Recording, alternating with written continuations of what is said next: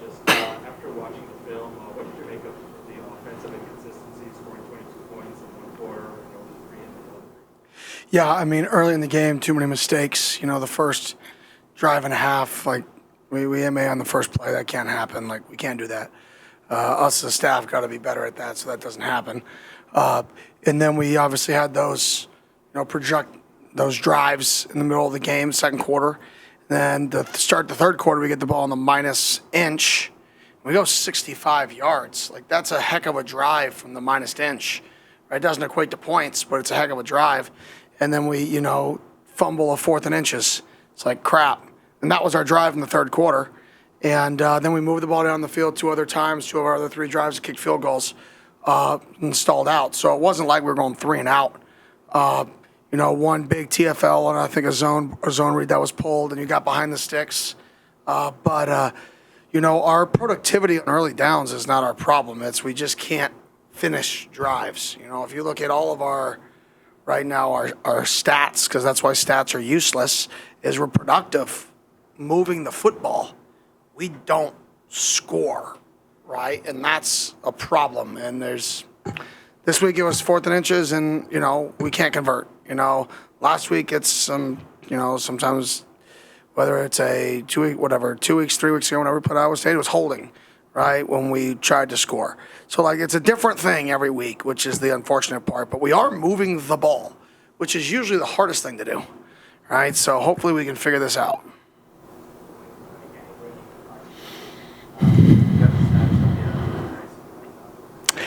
Yeah, I think he's going to start back to his running progression this week, where he's actually running back to try to get back to play. What that means for the game, I don't know yet. We've got to see that progression and what it looks like. Not 70% running, but starting to run. Right now, what you see on the sideline sometimes, everyone gets excited, but truly moving to play the game. So we'll see what that looks like. And like I said after the game, I want to make sure we progress him back. And I think the speed, best for him to be 100% if he comes back, or whenever that happens.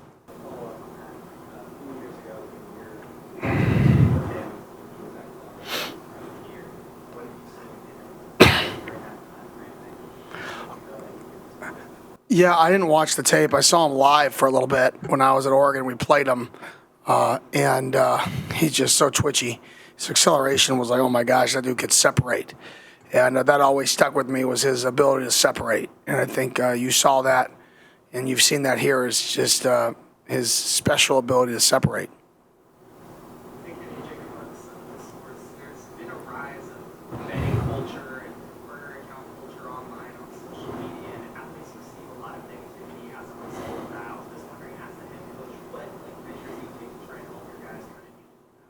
I mean, nothing other than tell them this random person, can say whatever he wants, and he may not even be a person. Okay, cool. I don't know. If you look at that stuff and you want to look at that stuff, great. You just got to be ready for the negative because it's never good enough. That's the problem. The world wants to see you fail. 90% of people want to see you fail, so it's never good enough. Everybody should be fired. Everybody sucks. Nothing is ever good. You win games, you still lost them, right? According to some people, you play great at a position, you still sucked because of the one play, right? That was on social media. So I think if you get trapped in that. I try to teach the guys to not get trapped in that and to stay focused on how do we get better and singularly focused on that. And hopefully we don't get as distracted by the other. Follow up on that, there's been a rise in the SEC people making fan accounts of players on the team or multi-player accounts. The players all notice them and interact with them. And 40 players have different accounts. I know obviously you're not too online, you might not have seen all that. But what do you think that positivity kind of does to counteract? I'm a little confused, to be honest. Some people, for example, the first one was Sam Levitt Glazer. He made an account where all he does. Glazer, like the coaching clinic? No, Glazer. There was probably no Glazer. Oh, gosh, I gotcha. So they just post, Sam Levitt is amazing, Sam Levitt is this, Sam Levitt is that. Awesome. Is it all positive? Bring more. Bring it on, baby. How many? We got 107 kids on the team. We're 60, what? That means we're 67 shy. If you said we had 40 or whatever you said. Number one, thank you for actually acting as old as some of us in the room. Following up Chris's stuff from Saturday with NIL, after listening to your answer, are you more positive than you were? It sounded a little bit like you were a little not sure about the direction of NIL and the school's backing of you, and now you're more sure? Can you kind of explain Yeah, I mean, the process throughout that weekend? yeah, I mean, I had a meeting on Friday with, some people with the school and some people associated with ASU athletics. And I left that meeting knowing that the university is going to be very, very supportive of the football program and that we're going to have the backing of the university just to be as successful and to be a competitive and successful program. And, I try to say the truth. So, like, if I say something and then, that truth changes or, I want it out there that the university and the president and the athletic department is backing football. I think that's important. I don't know if I've ever publicly come out and said that. I've always said I want to be better. They are supporting us. I think where we're still missing is we're still missing in the local businesses. We're still missing in the big donor base. Our casual fans, unbelievable. Sold out every game. That's unbelievable. Are you kidding? The sold out crowds. It's loud. Like, people on the radio are talking about us. We're activating the 99%, right? We are. It's awesome. Like, this year's been remarkable from that perspective. The university is now doubling down. They're in. Where we're still missing, and it's such a vital piece, is the city, the businesses in the city, and the big-time high-end donor base. That's where we're still searching to get connected here in some way, shape, or form. And I haven't done a good enough job creating that connection yet. But from a fan perspective, from 99% of people we are in an unbelievable direction, and the university is 100% behind it. A couple of predecessors ago of yours told me once you spent too much time trying to change academia and move things forward and not enough on football. How are you? You move a lot faster than academia does and or support from a university. How are you doing balancing everything that it entails to be a 2025 football? Yeah, it's a lot. Don't sleep as much. You just got to keep going. There's not much downtime. It's not, just get to sit there and relax very often. You got to, solve this problem, solve that problem, go get this fixed. Obviously I'd love to do more football, but, when you're building something, you got to build it with the most important things and the things that you can actually stand on through the test of time. I said it, I think, after my game. My job is to build a program, not a team, right? And then my job is to coach the team. And our coach's job is to coach the team, but I'm trying to build a program. So I kind of have two jobs at the same time, right? I'm building a program while also coaching a team. And there is a fine balance there. Hey, Kenny, Julia Lopez with Arizona's Family. Just going off of what Doug was saying, what businesses are you guys trying to get with you guys to just represent you guys? Everyone. If our play, I'll give you I can't say specific sometimes because there's corporate sponsorship, conflict, and I can't get into it. But there's local businesses here that I truly believe have elevated their platform by naming food items after our players.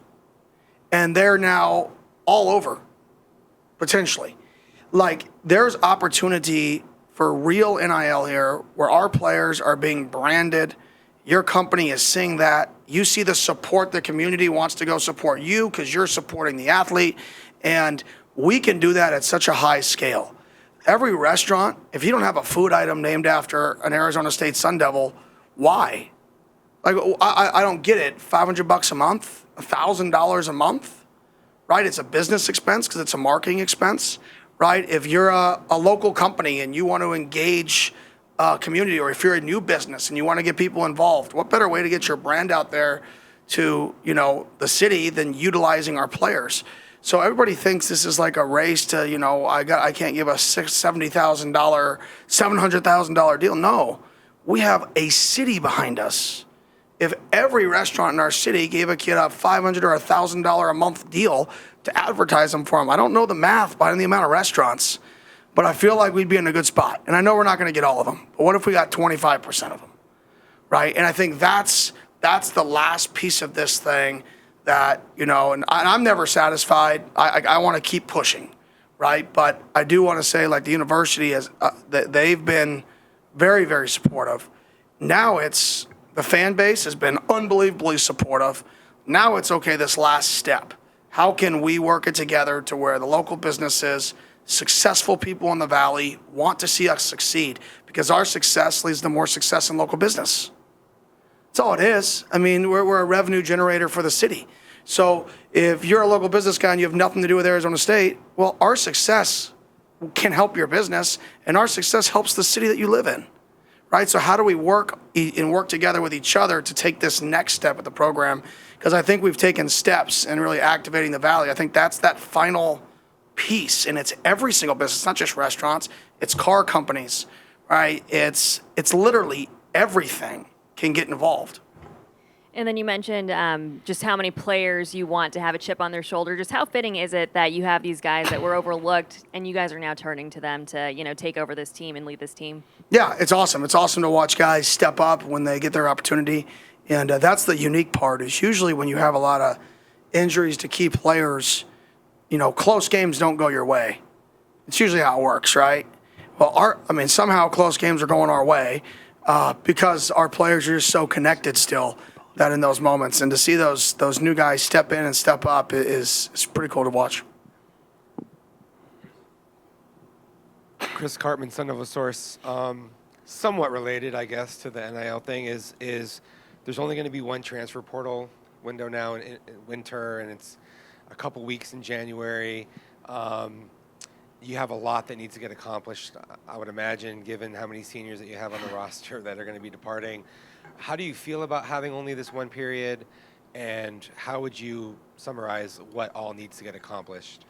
Yeah, I don't know yet until after. I'll tell you if I like it or not. I know it's going to be chaotic. I do like the fact that, you have time to figure out what you need in the portal. So you're kind of, you're making sure your guys want to stay here and putting all your time and effort into your own team first in December. And then you can say, okay, these are the needs that we have. You can educate your team on the needs. You can have real conversations. Listen, we're going to go take blank in the portal if you guys come back. If one more person wants to move elsewhere, then we're going to have to take this amount in the portal. So you can have really honest conversations with your guys about the future so everybody can make the best decision for themselves. And then you can go to the portal with a plan and hopefully execute on that plan. But that's going to be, that January time is going to be very, very chaotic in college football.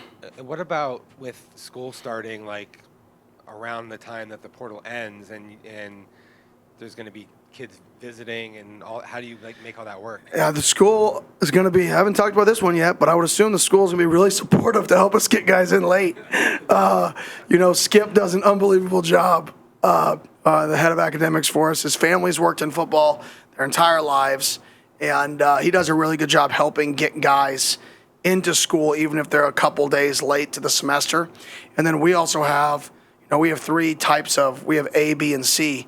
So if we couldn't get a guy in a certain semester, we have little mini mesters within our semester. So we could always try to get somebody in a second or a later semester within the semester. Hopefully that doesn't happen. Hopefully we just get guys in faster. But the school and the size of the school and the resources the school has being online definitely helps us get guys in. And one more question on this. Without revealing whatever secrets that you don't want to give away, we're in a rev share era, and teams have to have a good idea of the valuations that they have for guys that are in the portal and all that. So what is the behind-the-scenes process to make sure that you guys are ready to hit the ground running when that happens? Yeah, it's hard to do a ton in advance because nobody has the staff. Or I shouldn't say nobody. I don't know everybody's situation, but it's nearly impossible to be able to go through every single college football team at all levels and say that we've evaluated everybody and we have them ranked. In the NFL, you have your 32 teams, and you can have your, everybody on all the rosters you can have an eval for with your entire department. So if somebody goes into free agency, right, that's easy. It's not the same in college. In college, it's like a mad dash to evaluate people and to call people to get information. And so it's a combination of, do you have enough connections that you can trust to lean on just as much as it is your evaluations? It's the people in your building calling the people you trust and them just not selling you a bag of goods, them telling you the truth about somebody or a situation. So it's kind of by the seat of your, just flying.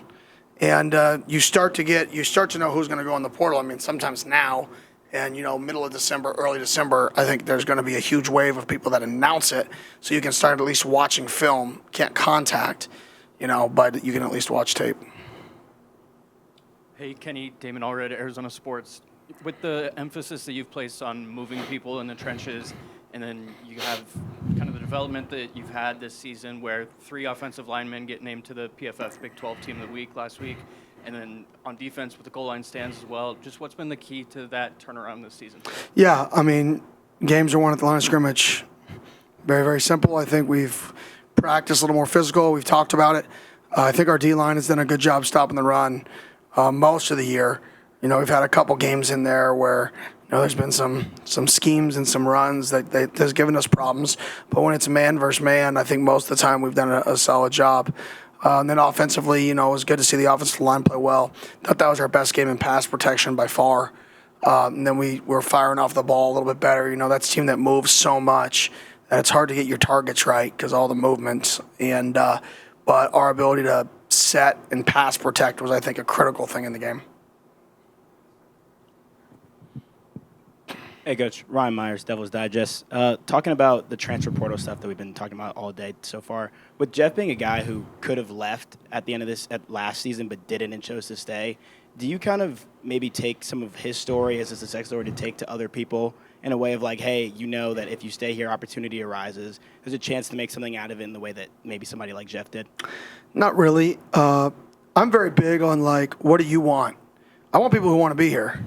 If a kid in our team doesn't want to be here, he shouldn't be here. This isn't a hostage situation, right? And I don't ever want that to be. I want our culture to be guys who chose to be here, not tricked to be here, not, very good sales pitch to be here. No, I want to be here. This is where I want to be. There's no other place I'd want to be. This is it. And so, no, I really don't get into all that with guys. I'll give them, the facts of the questions that they're asking me, but I'm never going to sell them on one direction or not. If they ask my opinion, I'll give them my opinion, give them my honest opinion, but I'm not going to give my opinion unless they ask, right? My job as a college, in my opinion, is to help these guys succeed, right? So if somebody asks me a question, I'm going to give them the right answer. If that's good for ASU, great. If that's bad for ASU, that sucks. But the last thing I want is to trick a kid to stay here, because even though in the temporary that sounds really good and we'll win social media, yay, we kept the guy, everybody's fired up, we will lose in the end every time, because that's how cultures get broken. And I want guys who 100%, want to be here, want to graduate from here, want to become a legend here, want to be here and come back to games like Scat's coming back for the Arizona game. I want guys who are vested in this place and want to be a part of it. Hi, Kenny. Max Pitt at Walter Cronkite Sports Network. Focusing on the game at hand this week, two-parter real quick. Firstly, this is the second straight week you're facing a true freshman quarterback, with Julian Lewis making his first home start after what he did 2 weeks ago against the team you just played. And then secondly, with what you see on tape, what are maybe the positive things that this Colorado team does and what Coach Prime has been able to do? It's been a hard year for them for the most part. What have you just seen on tape from them as a whole and their quarterback? Yeah, I think they play hard. I think their defensive line is good. I think they play hard. They get off the ball. Quarterback, he's a guy that I recruited for a little bit. I offered him at Oregon, and he's a really good player. You could tell he could locate the ball well, especially vertically down the field. And that showed up in the West Virginia game when he played, his ability to throw the ball vertically down the field. But I think this is a team that plays hard, and I think it shows up. They've had games that didn't go great, and then they had games where they, beat good teams. So we're no different. And we're here and then here and then here and then here. We can't just be good an entire game. So it's definitely a team that's dangerous. Hey, Kenny, to kind of bounce off that with Coach Prime, with what he's been able to do over the past couple of years. I know it's been a rough stretch recently, but I think he's increased the enrollment at Colorado by a significant percentage just as the student population as a whole, and what he's gone through with his health issues and things like that. I guess, what have you kind of taken from that and the way he's battled through everything? Yeah, I mean, it's pretty cool if you're looking at it from his perspective. Like, he's won 300% more games this year than the year before he took over. Pretty good. You know what I mean? So life's about relativity. So relative to when he took over that program is 300% better, not including what you just mentioned, just wins on the field. So, I mean, sometimes you got to put things in perspective. And I think he's done a great job there. I mean, people are talking about Colorado. Recruits want to go to Colorado. They've won, like I said, a high percentage more games with him than before him. So, I mean, and he's battled a bunch, and it just shows the type of person he is.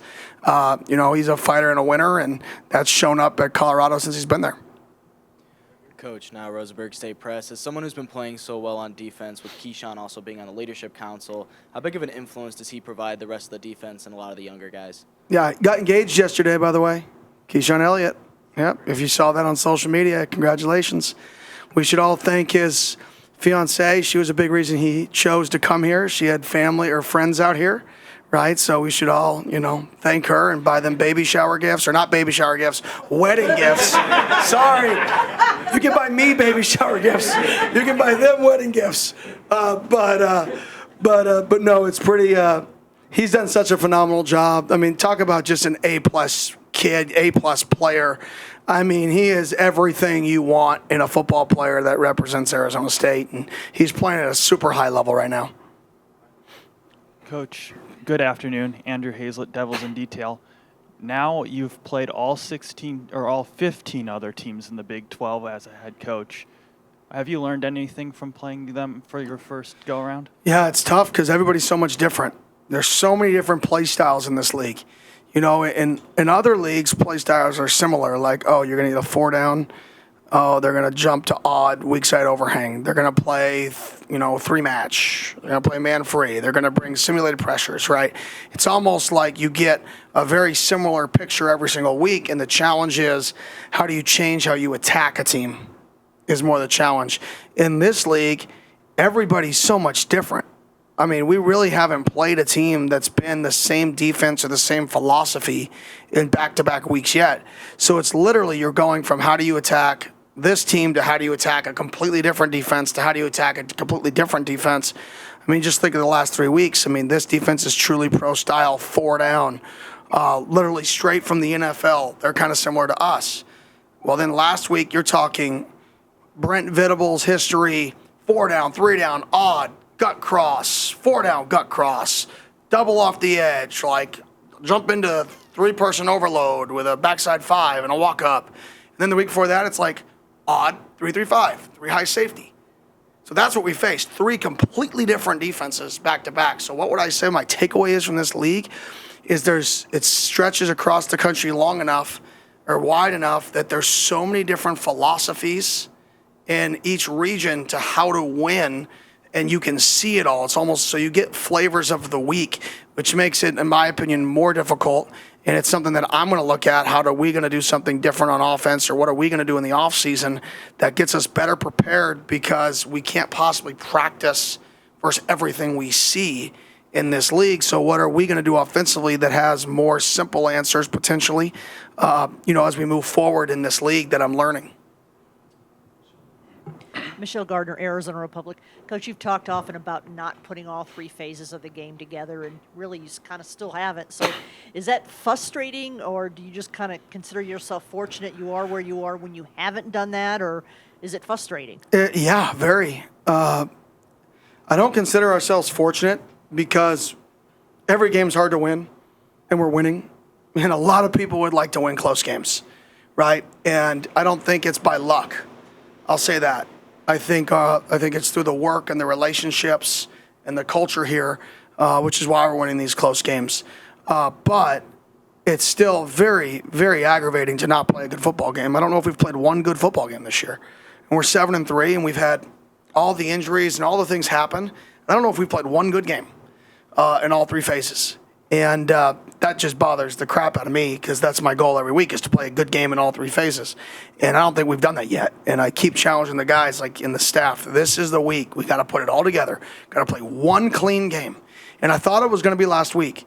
You know, when we drove 65 yards and it was, what was a 12-point game, 22-9 or 22-10, right? And it's a 12-point game. And we just drove 65 yards from the -1. We're about to convert, going a 99-yard drive to start the third quarter, score a touchdown. Okay, this is our game. And then it's like, nope, fumbled, score, all unravels, right? So I'm very frustrated by that, but I'm happy with where we're at, right? But you can be both. You can be happy with the result, but not happy with the process. And I would say that's where I am at.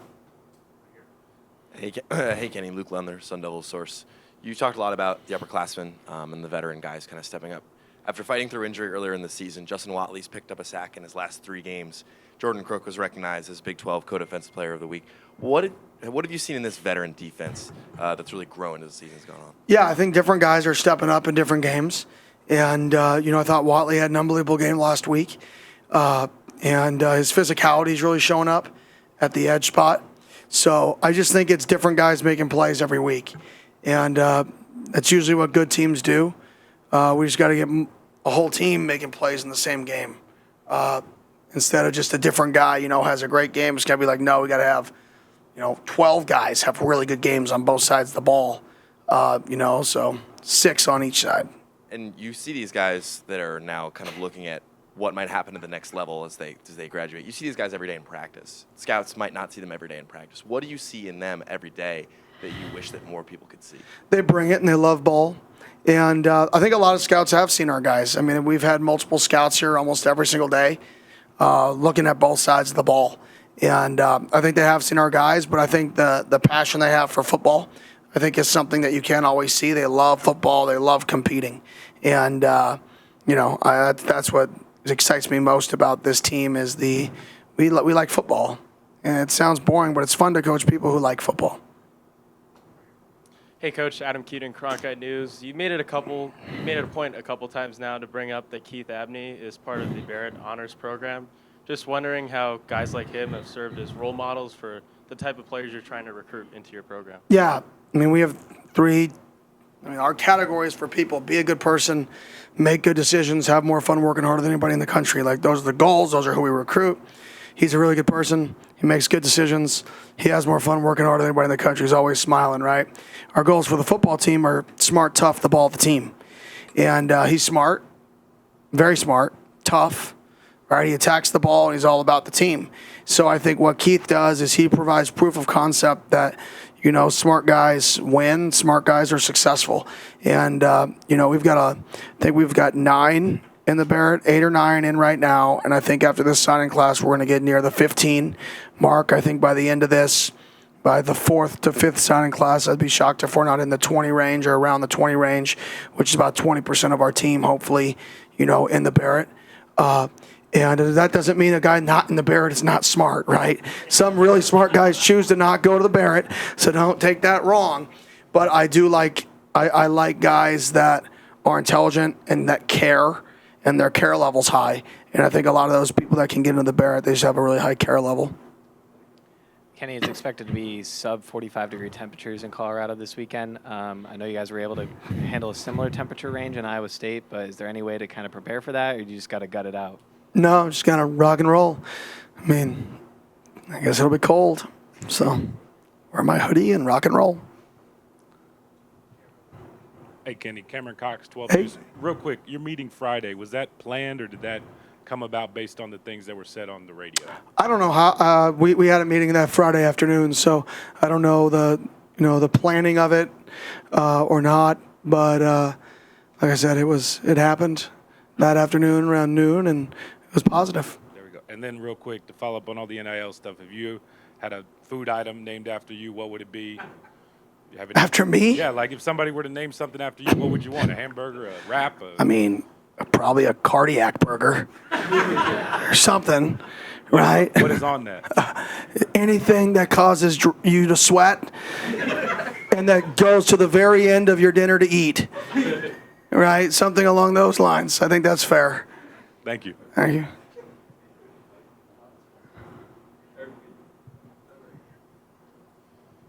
Number one, do you want to shout out to any people that are spending their money paying for their kid to go to Barrett? Is that you? Yeah, pretty much. I didn't know that. So. Number two, but more specifically, kind of on the cardiac burger thing, is I know there's not a coach that you're going to tell us who it is, but in your experience as an assistant, were there coaches that weren't great at game situations and late game practices? Sorry for the cheap compliment, but you guys keep winning these close games. You're clearly one of the best in the country at coaching the situations during the week. Where did you learn it? What did you work on? How have you refined to get there? Yeah, I try to watch all the situations every single week. And, I try to go through, analytics, the end game, like not the moment, but like what 2 to 3 moves, like chess, like kicking the extra point or going for 2. You talk about the end game. Well, the end game started when we went up by 12, not 11. Because if we're only up by 11 and they score at the end, they're up 2. They kick an extra point. Now they go up 3. So our last drive, we're down 3, not 1. That all started when we went for 2 and converted. That's what caused them to go for 2. So I think the end game starts at the beginning of the game in some ways. And then you've got to be able to, when you get to the end of the game, communicate. And we communicate a ton with our players and staff in terms of, in this situation, this is what an offense is going to do, or this is what they think. So we should already be a step ahead, and this is what a defense thinks, and we show the clips. And we try to get our guys really, really wired to situational football. Some people say I overkill it, to be honest. They're like, you're doing too much information. They can't process it. And my deal is, like, I'd rather overkill it. And if one person takes something from it, I hope we don't confuse the other guys, but if that one person learns something from it, it could help us. And then we have players that win. At the end of the day, the players go out there and they win the game, and not the coach. And they go out there and they execute, they study, they learn, and they're ready for those situations, and they go and get it done. And what'd your wife say about, don't tell me about the pain, show me the baby? Nothing. I don't know if she saw it. Like I said, she only gets her information from my sister. So I don't think my sister sent it to her yet. I'll probably hear about that in the next. I'm usually like 48 hours behind, delayed by the time the communication happens in my family. We're all good. Thank you.